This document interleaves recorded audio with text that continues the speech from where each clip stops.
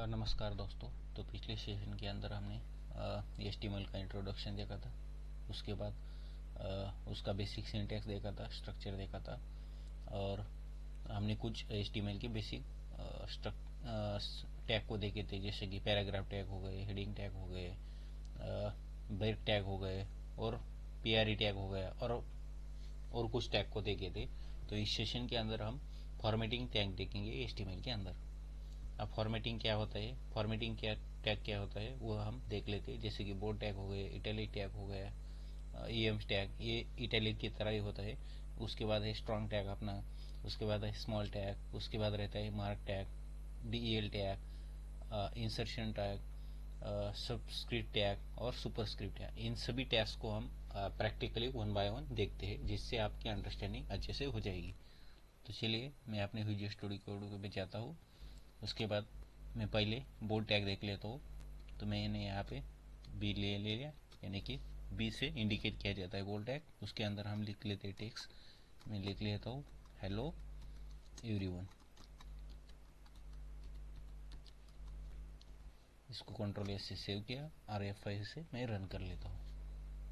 तो आपको देख रहे होंगे कि बोल्ड ये जो टेक्स्ट है वो बोल्ड हो चुका है। नेक्स्ट टैग देख लेते हैं हम। नेक्स्ट टैग है हमारा इटैलिक टैग। तो चलिए देख लेते हैं हम।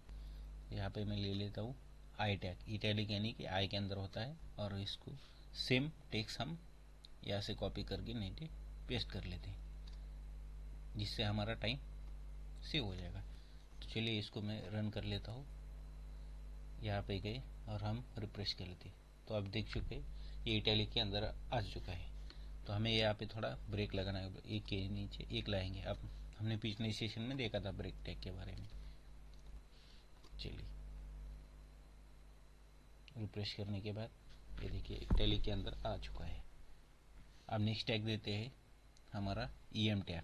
अब EM टैग के बेसिकली क्या होता है, तो ये इटैलिक टैग की तरह ही काम करता है। तो चलिए मैं ले लेता हूँ EM टैग। यहाँ पे EM टैग ले लिया हमने, और सेम टेक्स्ट में यहाँ पे दे देता हूँ,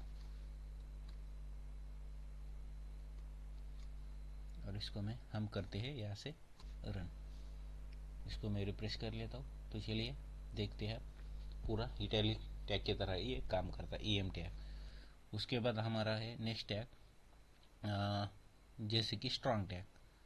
आप स्ट्रॉन्ग टैग को समझते हैं। स्ट्रॉन्ग टैग यानी कि हमारे कोई भी पैराग्राफ के अंदर या किसी टेक्स्ट को, हमें पर्टिकुलर टेक्स्ट को उसको हाईलाइट करना है, तो हम स्ट्रॉन्ग टैग का यूज़ करते हैं। जैसे कि अब हमने एक यहाँ पे ले लेता हूँ पैराग्राफ, और उसके अंदर मैं चलो लिख लेता हूँ hello everyone, how are you. तो चलिए मुझे क्या करना है, तो मुझे फॉर एग्जांपल ये जो हाउ है इसको मुझे हाईलाइट करना है। तो मैं क्या कर लेता हूँ, यहाँ पे स्ट्रॉन्ग टैग का यूज़ कर लेता हूँ। स्ट्रॉन्ग लिया, और इसके अंदर मैंने क्या करता हूँ, यहाँ पे मैं यहाँ पे लिख लेता हूँ हाउ, और इसको हम रन करके देख लेते हैं। चलिए मैं इसको रिफ्रेश करता हूँ। तो देख लीजिए आप, जो हाउ आ रहा है थोड़ा सा बोल्ड हो चुका है, यानी कि वो हाईलाइट हो गया है। यानी कि हमें किसी पैराग्राफ के अंदर किसी टेक्स्ट को या किसी टेक्स्ट को हमें हाईलाइट करना है, तो उसके लिए हम स्ट्रॉन्ग टैग का यूज़ करते हैं। थोड़ा सा पेस नहीं है इसके लिए, तो वो बराबर दिख रहा है। थोड़ा अभी रिफ्रेश करें, चेक कर लेते हैं। तो देख लीजिए अभी प्रॉपर विजिबल हो रहा है। अब हमारा इसके बाद नेक्स्ट टैग है स्मॉल टैग। स्मॉल टैग क्या होता है बेसिकली, तो मैं आपको बता देता हूँ। सेम ही रहता है, पर ये स्मॉल टैग यानी कि जैसे कि स्मॉल टेक्स्ट में अगर हमें कोई दिखाना है, टेक्स्ट को किसी स्मॉल के अंदर दिखाना है, तो स्मॉल टैग का यूज़ करते हैं। जैसे कि अब हम सेम ही चीज़ ले लेते हैं, पर सिर्फ इसको स्मॉल टैग लगा देंगे, ये यहाँ पे स्मॉल कर लेंगे। तो अब देख लीजिए क्या फ़र्क पड़ता है। जैसे मैंने यहाँ पे स्मॉल ले लिया, और इसको हम कंट्रोल सेव करके रन कर लेते हैं।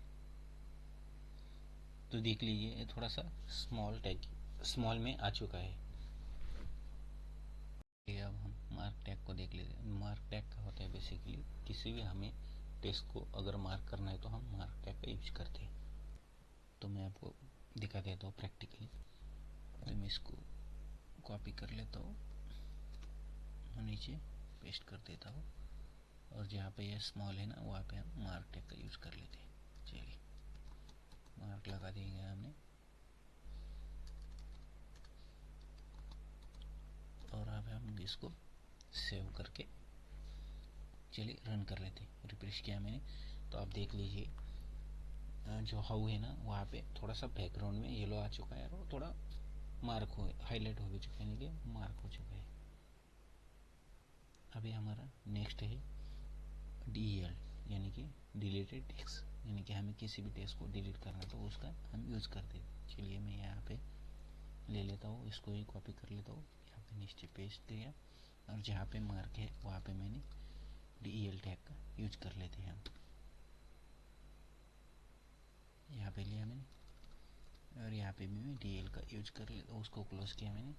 उसके बाद हम इसको रिप्लेस कर लेते। देख चलिए आगे थोड़ा सा हाउ के बीच में थोड़ा सा एक लाइन है चुकी नहीं, स्ट्राइक लग चुकी है, यानी कि वो इंडिकेट कर रहा है डिलीटेड टेक्स्ट को। अब हम नेक्स्ट टैग को देख लेते हैं, जैसे कि नेक्स्ट टैग है हमारा कौन सा, तो INS टैग इंसर्शन टैग को हम ले लेते हैं। यहाँ पे मैंने पेस्ट किया और जहाँ पे DEL है उसको हमने यहाँ पे INS कर दिया। अब देखिए इससे क्या होता है, इसको Ctrl+S सेव, यहाँ पे मैं रिफ्रेश कर लेता हूँ और आप देखिए यहाँ पे थोड़े से एक बॉर्डर आ चुकी है नीचे ब्लैक कलर की, यानी कि उससे वो इंडिकेट होता है इंसर्शन टैग। अब हमारा नेक्स्ट है सुपरस्क्रिप्ट और सबस्क्रिप्ट। अब चलिए मैं आपको दिखा देता हूँ सुपरस्क्रिप्ट और सबस्क्रिप्ट टैग का क्या काम होता है। सेम ही चीज़ को ले लेता हूँ और यहाँ पे दो बार कॉपी कर लेते हैं, हमें दो बार चाहिए तो यहाँ पे मैं क्या कर लेता हूँ, यहाँ पे लगा लेता हूँ फॉर एग्जांपल सुपरस्क्रिप्ट। चलिए मैंने यहाँ पे सुपरस्क्रिप्ट लगा दिया। अब देखा है, देखते हैं क्या होता है इससे। तो आप थोड़ा सा नीचे देखिए, तो ये जो टेक्स्ट है ना हाउ वाला वो ऊपर आ गया, यानी कि सुपरस्क्रिप्ट का क्या होता है मैं आपको बता देता हूँ। जैसे हमारे मैथमेटिक्स में इक्वेशन होती है ना 10⁻², 50⁻², या जो भी मैथमेटिक इक्वेशन होती है उसके लिए हमें सुपरस्क्रिप्ट का यूज़ करते हैं। तो मैं आपको यहाँ पे एक इक्वेशन दिखा देता हूँ। जैसे कि मैंने यहाँ पे ले लिया 10 ले लिया और उसके बाद मैंने जैसे कि 10⁻² ऐसा मैंने इक्वेशन ले लिया और उसको मैंने सेव कर लिया। और अब देखिए थोड़ा क्या होता है, देखिए अब वो इक्वेशन आ चुकी है, यानी कि हमें पैराग्राफ के अंदर किसी टेस्ट के अंदर हमें मैथमेटिक इक्वेशन चाहिए तो हम इसका यूज़ कर सकते हैं सुपरस्क्रिप्ट। अब चलिए अब हम देख लेते, सुपरस्क्रिप्ट हो गया, अब हमारा सबस्क्रिप्ट है।